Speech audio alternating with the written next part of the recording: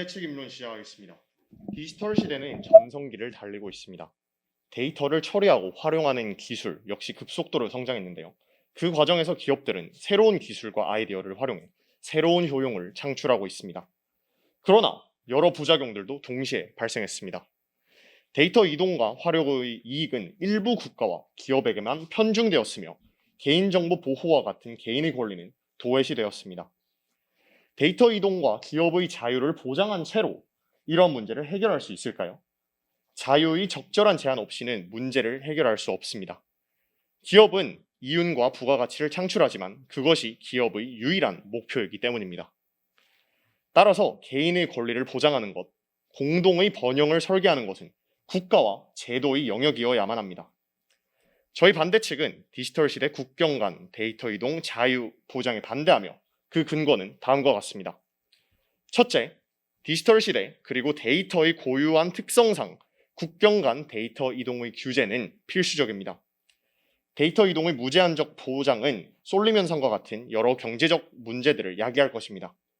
둘째, 국경 간 데이터 이동이 자유롭게 보장된다면 개인정보를 보호할 수 없어 개인의 권리가 침해됩니다.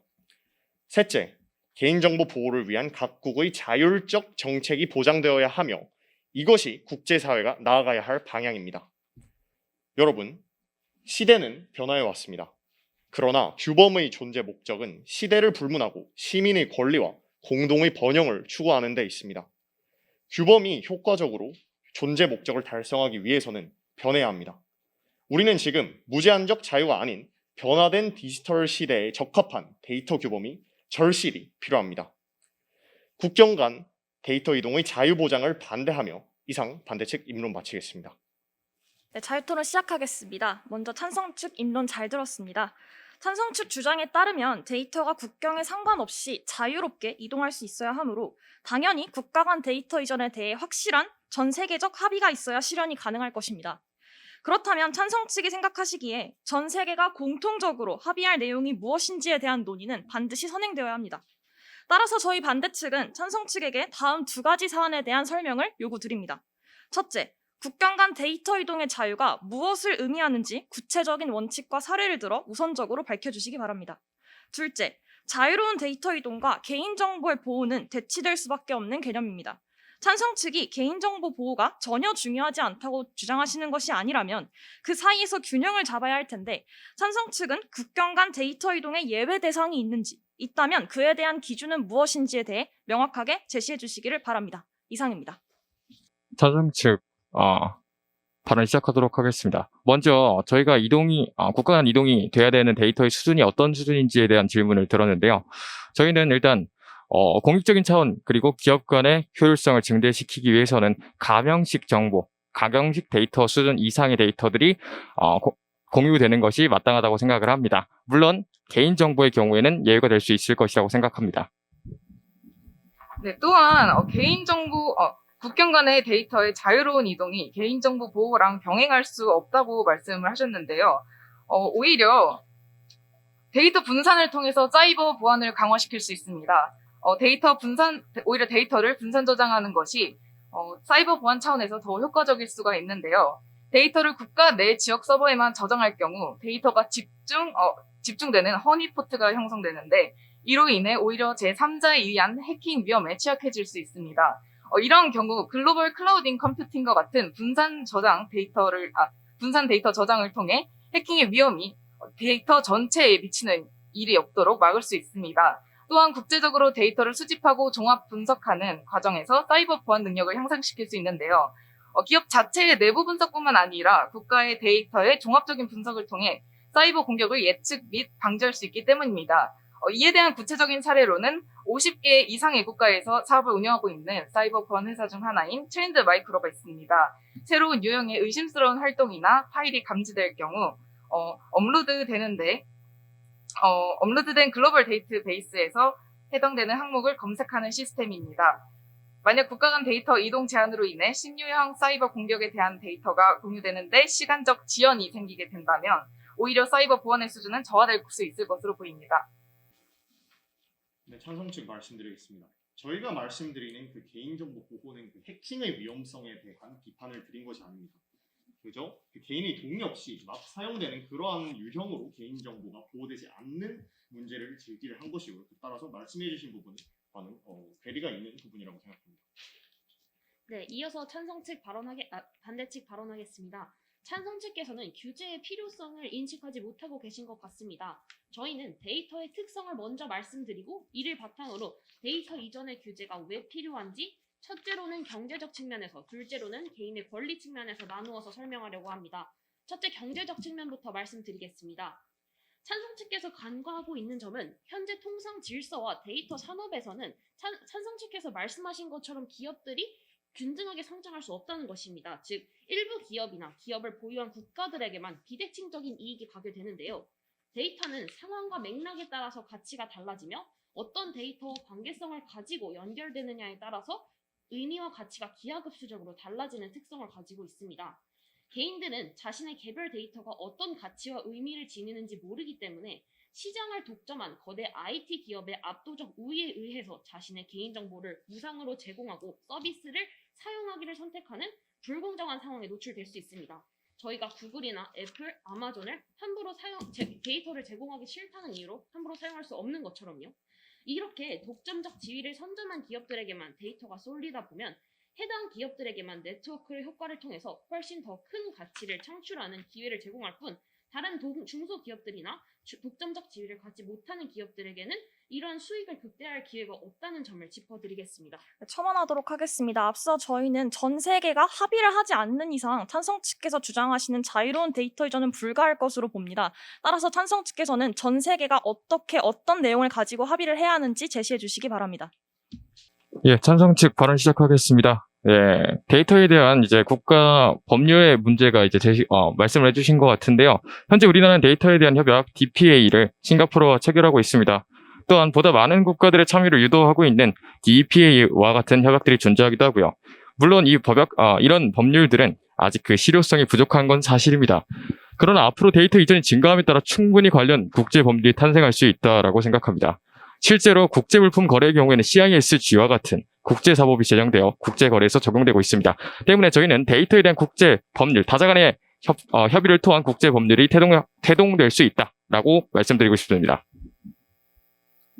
또한 데이터의 국가 간 이동을 제한한다고 해서 현재 대기업이나 선진국들이 데이터를 독점하는, 즉 불균형이 해소되는 것은 아닙니다. 국경 간 자유로운 데이터 이전을 보장함으로써 그동안 IT 기술력 차이로 발생했던 대규모 기업의 정보 데이터 독점 현상을 완화시킬 수 있습니다. 중소기업의 경우 국제적 단위의 데이터 수집에 어려움이 있었는데요. 그리고 접근성이 낮다는 한계도 가지고 있었습니다. 그러나 데이터 중소기업 또는 스타트업 기업들의 경우 서로 간의 데이터의 공유를 통해서 시너지를 낼 수 있을 것으로 보입니다. 실제로 1029개의 국내 기업을 대상으로 설문조사한 디지털 무역 장벽 해결 시급성에 대해서 고용자 수가 25명 미만인 전자상거래 중소기업의 경우 70%가 넘게 디지털 무역 장벽으로 무역 장벽으로서 국경 간의 이동 제한을 뽑았고요. 이에 대한 해결책이 시급하다고 답한 바가 있습니다. 네, 반대측 발언하겠습니다. 사실 지금 협상을 통해서 결국에는 궁극적으로 전 세계가 합의할 수 있다는 말씀을 해주셨는데 사실 이것은 현실과는 동떨어진 이야기입니다. 96년도부터 WTO에서 지속적으로 전자상거래 관련 협상이 이어져 왔지만 각국이 디지털이 워낙 앞으로의 세상에 있어서 중요한 요소이다 보니 패권 싸움이라든지 권력 다툼으로 인해서 현재까지 합의가 도출되지 못하고 있는 상황이기 때문에 그 점은 한계가 있다는 점 짚어드리겠습니다. 그리고 데이터는 오늘날의 국가적 자원이라는 점에 주목할 필요가 있습니다. 석유와 같은 자원을 타국이 무단으로 채취하여 이윤을 창출할 수 없으면 너무나 상식적이죠.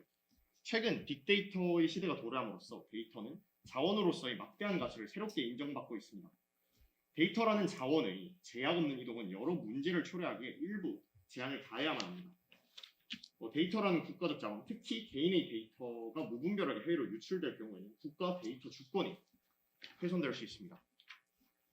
또한 수집국의 데이터를 바탕으로 이윤을 창출하고 있음에도 데이터 수집국과의 승인 절차, 보상 절차가 존재하지 않는 것이 현재의 문제인데요. 이런 절차는 반드시 필요하죠. 실제로 이러한 문제 제기와 논의가 G7에서 진행되어서 디지털세 납부에 대한 구체화가 실제로 이루어지기까지 했습니다. 서버나 본사가 어디에 있든 소비가 일어나는 곳에서 기업의 이윤에 대해 법인세를 납부하자는 주장이며 이는 필요성이 충분합니다. 디지털세와 같은 세금을 통해 데이터의 자유로운 이동을 일부 제한해야 하는 것입니다. 향후에는 데이터에 대한 개인의 권리 그리고 원 데이터인 주인에게 비용을 지불하는 데이터세와 같은 제도로까지 이어지는 발판이 될 것이라고 생각이 되는데요. 저희가 질문드릴 것은 원 데이터가 가지는 자원으로서의 가치에 대한 입장을 밝혀주시길 부탁드리겠고, 그리고 국가 간 데이터의 쏠림 문제, 이 지점을 간과하시는 건 아닌지, 이를 해결하기 위한 대안이 있는지 질문드립니다. 예, 찬성증 답변 드리도록 하겠습니다. 일단 계속 이제 법률 문제가 나오고 있는데요. 이는 꼭 다자 간의 협의가 아닌 조치들로도 충분히 해결할 수 있다고 생각합니다. 데이터가 국경 간 이동이 자유로워진다는 것은 데이터의 거래가 증가한다는 것을 의미합니다. 그리고 모든 계약에는 계약서를 작성하게 됩니다. 그 계약서에 어떤 증거법으로 처벌할지 명확하게 명시한다면 충분히 해결할 수 있는 문제라고 생각을 하고 있습니다. 또한 아까 디지털세에 대해서 얘기를 해주셨는데요. 이 디지털세는 제가 아는 바에 따르면 EU와 미국 간의 분쟁이었던 걸로 기억하는데 맞는지 모르겠습니다. 근데 이 경우에는 제가 보기엔 실패한 정책으로 거의 돌아갔던 걸로 기억을 하고 있고요. 그리고 이제 데이터의 원본의 가치성에 대해서도 이야기를 해주셨는데요. 물론 원본의 데이터가 중요한 것은 사실입니다. 그런데 데이터의 제한 조치, 그러니까 지역화 조치나 제한 조치가 이루어졌을 때 모든 국가들이 일시에 제한 조치를 취하지는 않겠죠. 선택적으로 자기들에게 유리한 쪽을 선택하게 될 것입니다. 그것이 의미하는 바가 무엇일까요? 어떤 국가는 제한 조치를 취할 것이고 어떤 국가는 자유롭게 할 것인데 결국에 이런 상황 속에서 오히려 우리나라만 고립되는 현상이 일어날 수 있을 것입니다. 이에 대해서 어떻게 생각하시는데 답변 부탁드리도록 하겠습니다. 디지털세 얘기를 조금만 먼저 드리자면 다국적 IT 기업의 영리 활동에 대한 데이터가 확보되기만 한다면 그 징수 가능성이 매우 높다라고 김신원의 2020년 연구에서 밝히고 있습니다. 네, 또한 경제적 측면에서 효용을 가져올 것이라고 지속적으로 얘기해주고 계시는데 저희는 이에 동의할 수 없습니다. 사실 이 부분은 중소기업 얘기만 해주셨지만 저희가 가파와 같은 빅테크 기업을 빼놓고 얘기할 수가 없습니다. 현재 가파 같은 경우에는 독점적 지위를 이미 누리고 있다고 볼 수 있고요. 사실상 미국 같은 기업들이 국경 간 데이터 이전에 강하게 찬성을 하는 이유를 보면 사실상 미국에 가파가 있기 때문에 미국이 전 세계 시장에서 유리한 지점을 차지할 수 있다는 점, 그리고 가파의 선두주자 역할을 계속해서 이어나갈 수 있기 때문에 미국이 강하게 주장하고 있다는 점을 볼 수 있습니다. 또한 이 부분에서 저희는 개인정보 보호의 중요성을 미국이 충분히 인지하고 있음에도 불구하고 세계 시장에서는 이것을 간과하고 계속해서 가파를 위해서 정책을 시도해 나가고 있습니다.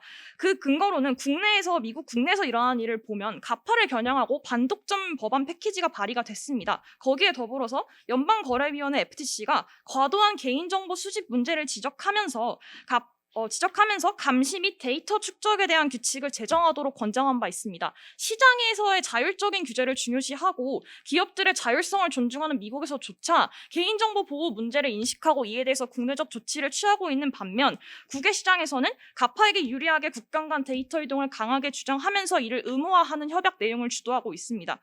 이 부분에 있어서 저희는 미국이 개인정보 보호를 국내에서는 유지하고 있지만 국외에서는 자국의 이익을 위해서 결국 이것이 디지털 패권 싸움으로 이어지기 때문에 이런 태도를 가하고 있다고 보는데, 그렇다면 찬성 측께서는 빅테크 기업이 가져오는 독점적 지위에 대한 문제점을 인지하고 계시다면 이에 대한 해결책과 중소기업이 함께 공존할 수 있는 방안도 갖고 계신지에 대한 구체적인 질문 드리겠습니다.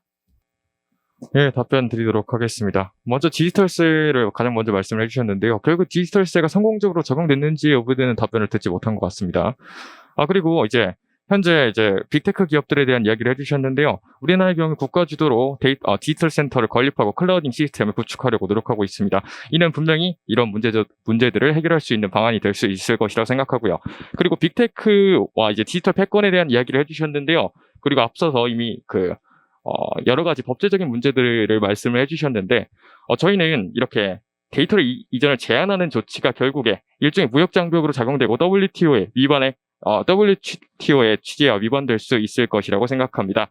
자, 국가 간 데이터의 이동을 제한하기 위해서는 결국에 데이터를 저장하기 위한 시설과 서버가 필요하죠. 이를 위해서는 해외 기업 입장에서는 데이터 센터를 건립하거나 임대를 해야 할 것입니다. 자, 이는 해외 기업 입장에서 굉장한 부담으로 작용할 수 있을 것입니다. 또한 이는 무역장벽으로 충분히 작용할 수 있을 것이겠죠. 특히 여러 국가에 진출해 있거나 진출하고자 하는 기업 입장에서는 진출한 국가마다 데이터 센터를 설립하거나 임대해야 하므로 그 비용적 부담이 커질 것입니다. 이는 WTO 협정의 내국민 대우 원칙과 또는 시장 접근에 대한 약속에 위반될 수 있을 것으로 보이고요. 또한 이런 데이터 센터, 그러니까 데이터 이동을 제한하는 조치는 백업의 문제도 야기할 수 있을 것이라고 생각합니다. 자, 각 기업들은 데이터의 보호를 위하여 데이터를 제2의 장소에 백업하는 것을 일반적으로 하고 있습니다. 백업의 부재로 일어난 최근 사건이 하나 있었죠. 바로 카카오 먹통 사태입니다.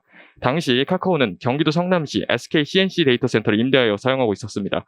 그러나 지난 10월 15일 화재가 발생하면서 카카오가 제공하는 대부분의 서비스가 먹통이 되었는데요. 이는 카카오가 제2의 장소에 데이터를 백업해 놓지 않음으로 인한 문제였습니다. 이런 문제들을 어떻게 해결할 수 있으실지 구체적인 방안이 있는지 궁금합니다. 일단 디지털세 얘기를 짧게 또 드리자면 디지털세 지금 되고 있다라고 하는 것이 아니라 시행되어야 한다고 주장을 하는 것이고, 그리고 원데이터가 가지는 자원으로서의 가치에 대한 입장을 밝혀주시길 말씀을 드렸는데 아직 듣지 못했던 것 같습니다. 네, 이어서 말씀드리겠습니다. 저희가 처음에도 질문에서 제시드렸듯이 저희 찬성 측께 이 개인정보 보호라는 중요한 쟁점에 있어서 어떻게 각각의 소비자들이 어쩔 수 없이 독점적 기업들에게 제공하게 되는 이 개인정보를 어떻게 보호할 것인지에 대한 답변을 부탁드리겠습니다. 저희가 앞서서 말씀드렸듯이 개인들과 그리고 소비자들은 이런 독점적 지위에 의해서 어쩔 수 없이 자신의 개인정보를 기업들에게 제공하게 됩니다. 그렇기 때문에 이런 데이터의 국경 간 이동이 방임적으로 이루어질 경우에는 단순히 해킹이나 어떤 사이버 보안의 측면이 아니라 소비자들이 기업에게 무상으로 제공하는 어떤 개인정보가 악용될 수 있다는 점이 상당히 큰 문제점으로 작용을 하고 있습니다. 그렇기 때문에 이러한 소비자들이 제공한 개인정보가 모여서 중요한 생산 요소인 데이터가 되고 있다는 점에서 개인들의 프라이버시권, 개인의 권리가 단순한 개인의 권리를 넘어서 세계의 통상 질서에서 더욱 중요한 권리이자 가치로 자리 잡아야 하는데, 찬성 측에서는 이런 개인의 개인정보가 모여서 데이터가 이전되는 것에 대해서는 어떻게 악용을 방지하실 수 있을지에 대한 답변을 부탁드리겠습니다. 발언 드리도록 하겠습니다. 자, 데이터가 결합될 가능성에 대해서 말씀을 해주셨습니다. 이거는 제가 이야기는 가명식 데이터의 결합 이런 위험성과 유사한 맥락으로 이해가 됩니다.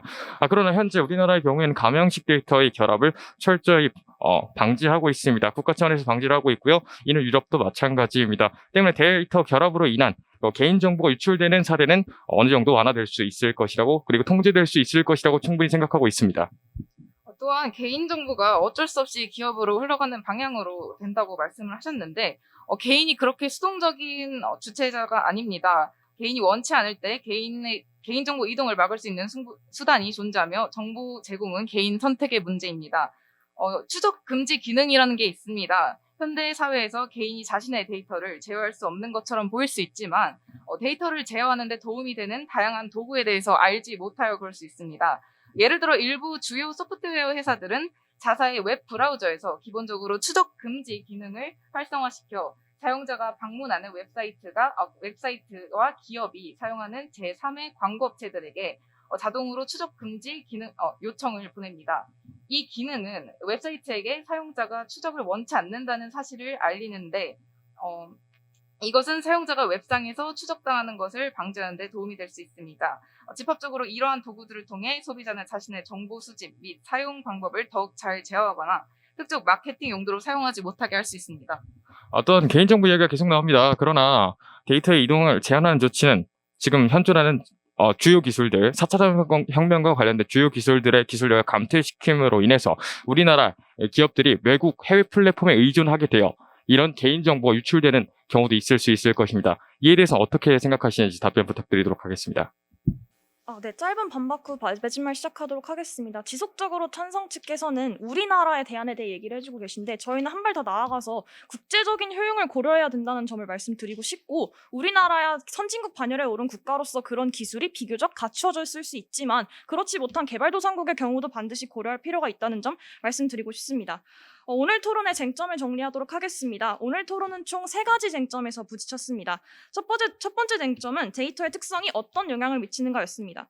저희 반대 측은 데이터의 특성 때문에 대다수의 데이터 제공자가 아닌 소수의 가파 같은 빅테크 기업들에게만 이익이 돌아가는 불합리함을 논증했고, 이에 대해 찬성 측께서는 어떻게 해결책을 가지고 올 수 있는지에 대한 대안은 제시해주지 않으셨습니다. 두 번째 쟁점은 국경 간 데이터 이동의 자유가 어떤 결과를 불러올지에 대한 예측이었습니다. 저희 반대 측은 데이터가 국가적 자원임을 고려할 때 그 중대성을 반드시 인식을 해야 하며 이러한 위협에 대한 대안을 부탁드렸고, 찬성 측께서는 지속적으로 중소기업의 발전이라든지 우리나라에 대한 말씀해 주셨지만 국제 무대에서의 전반적인 대안은 제시해주지 않으신 걸로 이해했습니다. 세 번째 쟁점은 국제사회의 디지털 무역 규범에 대한 방향성에 대한 논의였습니다. 찬성 측께서는 이제 경제적 이익에 초점을 두고 데이터를 통해서 기업들이 발전할 수 있으니 반드시 데이터를 자유롭게 이전할 수 있도록 보장해야 된다고 말씀을 주셨지만, 저희는 경제적 이익에만 매몰되어서는 안 되며 개인의 인권이라는 가치를 반드시 같이 중요시 여겨야 된다는 점 말씀드렸습니다. 찬성 측 토론자분들께서 설명해 주신 대로 데이터가 가지는 특성이 분명히 있고 그것이 불러일으킬 수 있는 효용이 분명히 있습니다.